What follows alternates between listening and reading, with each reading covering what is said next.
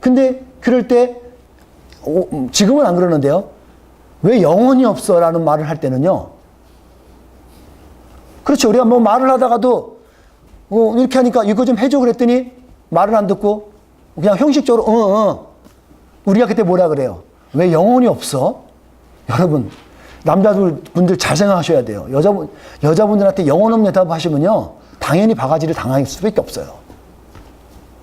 영혼을 실어서 정성을 다해서 말해줘야 돼요. 눈을 보고서. 사랑해. 예배가 그런 거예요. 하나님께 나왔는데 하나님 나 예배하러 나왔어요. 찬송해요. 근데 하나님께 이 스피릿이 없는 거예요. 존경심이 없는 거예요. 그런 예배가 지금 문제가 있다고 말해주고 있는 거예요. 그 결정적인 모습이 뭐냐면 하나님께 예배하러 나왔어요. 그래서 설교 가운데 여러분 이렇게 해서 좋습니다. 앞으로 여러분들은 하나님 말씀을 지켜나면서 이렇게 살기를 결단하십니까? 그랬더니 어떤 사람이 졸다가 얼떨결에 아멘. 예, 내가 할게요.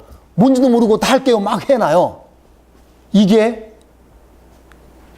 잘못된 약속인 거죠. 하나님이 그 약속도 들으신다는 거예요. 오늘 내가 God, just a mistake, sorry I am. 그렇게 해서 하나님께 왜 미움받을 짓을 하냐는 거죠, 지금. 본문에 나와 있는 얘기예요, 지금 이게. 내가 실수한 것도 내 입으로 한 약속을 끝까지 지켜낼 수 있어야 된다는 거예요. 내가 하나님을 리스펙하고 하나님을 믿는다 그랬으면 하나님 나름대로 내가 말씀을 지키고 행할 수 있는 것이 필요한데 그렇지 않을 때는 온전한 예배가 될 수 없다는 거죠. 오늘 본문이 우리에게 그걸 말해주고 있어요. 마치 언어의 일치가 있어야 된다는 거죠. 우리의 말이 여러분 말한 대로 지켜내셔야 돼요. 말한 대로 지키지 않으면 그 사람을 보고서 싫었다 그래요. 근데 약속을 잘 못하고 지키지 못할 것 같으면 약속을 하지 말라는 거잖아요. 오늘 본문이. 차라리 약속 안 하는 게 낫다는 거예요. 자, 여러분 지금 미혼이신 분들도 있으시죠? 미혼이신 분이 지난달에는 이 여자 만나고 요번 달은 이 여자 만나고 다음 달엔 또 다른 사람 만나는 거 여러분 누가 타치할 수 있으세요? 문제 있어요? 없어요? 그럴 수 있어요? 없어요? 있죠. 지금 옆에 내가 같이 교제하는 분이 결혼까지 한다는 보장, 여러분 결혼까지 하셔야 돼요. 그 전까지는 몰라요. 뭔 얘기를 하고 싶은 거냐면 여러분 미혼일 때는요. 변동사항이 있고 이 사람들 마음을 흩어서 전화 갈 수 있어요. 그런데 결혼한 다음엔 얘기가 틀려지는 거잖아요. 결혼한 다음에도 이 여자 만나고 저 남자 만나고 다 그러고 다니고 있으면 돼요? 안 돼요?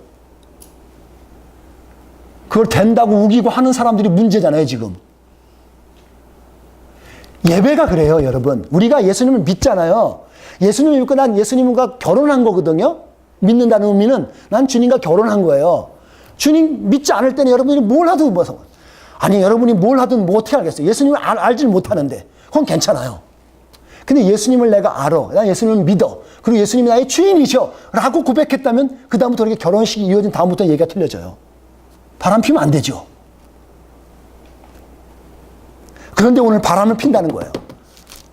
그러면 문제가 된다는 거예요. 그게 하나님을 경외하는 삶을 섰다는 거죠. 내 남편을 내 아내를 존중하는 게 아니라는 거잖아요.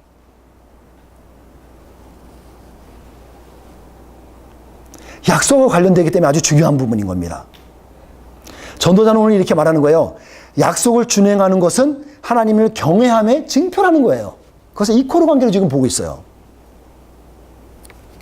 왜 이것을 말하는 데 있어서 전도자는 심각하냐면 자기가 하나님과 했던 약속을 지키지 못했잖아요. 아까 말씀드렸던 것처럼 지키지 못했던 아픔이 있고 그에 대한 회고록이 있고 고백이 있는 거예요. 아픔이 있어요. 그렇기 때문에 그 모든 인생 이후에 허무한 인생이야 라고 그는 고백하는 거예요.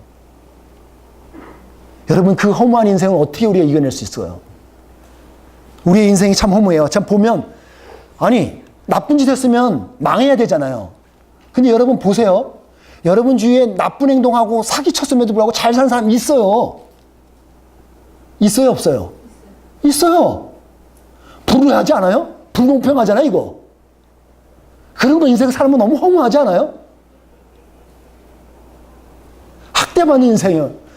참 우리가 학대 여러모로 이 모양의 학대 받습니다. 만족이 없어요. 여러분 여태까지 난 살면서 나는 만족스러워 하는 사람 있으세요? 솔직히 별로 없어요. 참 우리의 인생이 meaningless예요. 이 전도서가 말하는 게 그거잖아요. 대주제가 meaningless. 의미 없는 것 같다. 너무 허무해. 어떻게 극복할 거냐고요. 오늘 여태까지 아마 오늘 5장까지 쭉 보면 전도서의 핵심을 다 짚을 거라고 봐요. 제가 여러분에게 저는 참 착한 사람이거든요. 믿거나 말거나. 제가 정리를 해드릴게요. 지금까지 전부 정리하게 되면 허무한 인생을 극복할 수 있는 방법, 웨이가 뭐냐 이거죠. 대전제는 전도자는 이걸 말을 해요. 베이스가 뭐냐면 해 아래 답이 없다예요. 해 아래 새 곳이 없어요.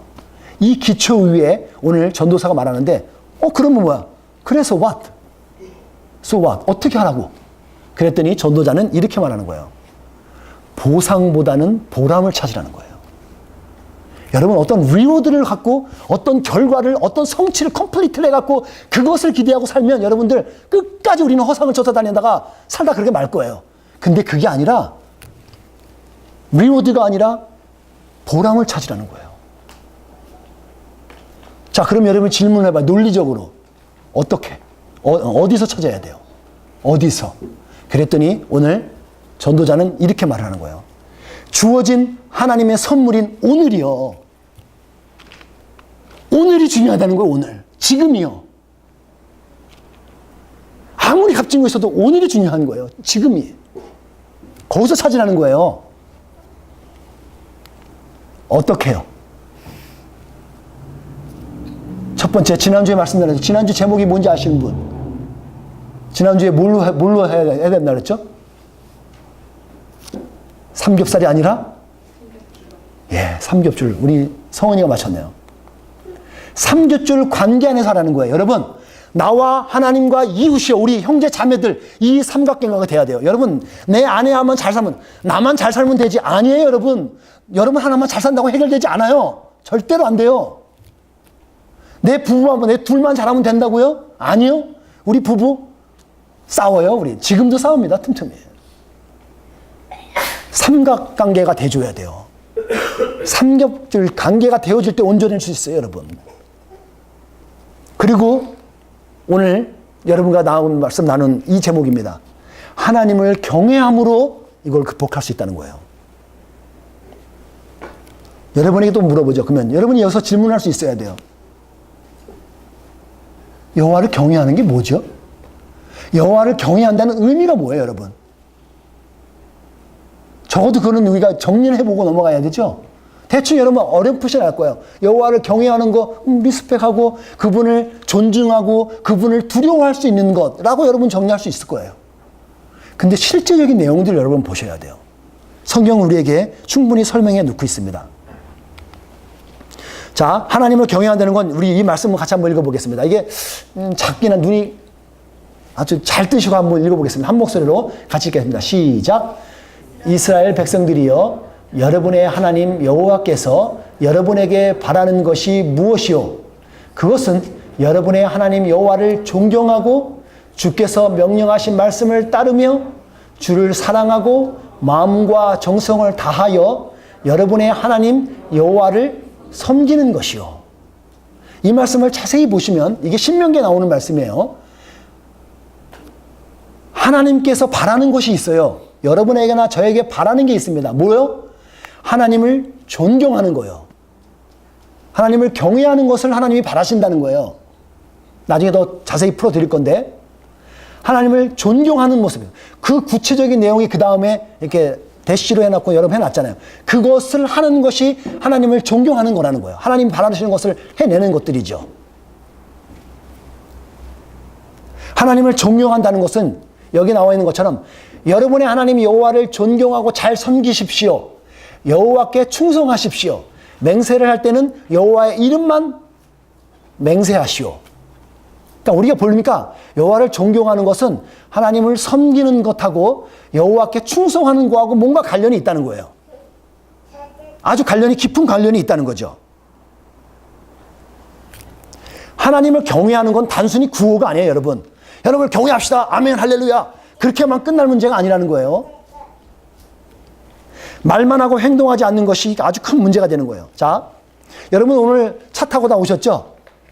차 타고 오시면서 도로에 어느 방향 지시표, 이정표가 있나요, 없나요? 이정표 있죠? 이정표의 역할은 뭐예요? 어떤 방향을 제시해 주는 거잖아요. 오른쪽 가면 어디, 왼쪽 가면 어디, 이 방향이에요. 그쵸? right, left, right 말하는 것들이죠. 이정표는 그 역할을 하는 거예요. 근데 만약에 목사인 제가 이정표 같이 똑같은 이정표만 역할을 한다 그러면 여러분 선하게 사세요. 이건 방향표예요. 여러분 악한 길과 선한 길이 있는데 선한 길을 가십시오. 이건 제가 방향을 제시해 준 것뿐이죠. 여러분 이정표하고 목사가 똑같은 역할만 하게 되면 제대로 된 역할을 자기 역할을 한 게 아니에요. 만약에 그렇게만 했다면 바리새인하고 다를 바가 없어요. 여러분 우리가 의식과 형식으로 열심히 하면요. 어느 정도 보면 이 사람 저 사람 진짜 신앙 있네 라고 커버할 수 있어요. 속일 수 있습니다. 하지만 진짜 예배는요. 하나님이 예배한다는 건 하나님이 주신 사랑과 그 구원의 감격을 가지고 나서 예배하는 것. 그것이 진짜로 우리가 나타나게 된다는 거예요. 진짜는 거기에 숨어 있어요. 저는 여러분에게 이걸 말씀드리고 싶어요. 열심히 하지 마세요. 여기서 말하는 열심히 뭐예요? 내 의를 나타내갖고 내 의가 나타나는 열심히 하지 말라고요. 지쳐요. 혹시 여러분은 열심히 지고까지만 옆에 다른 사람이 상처받을 수도 있어요. 저는 여러분들이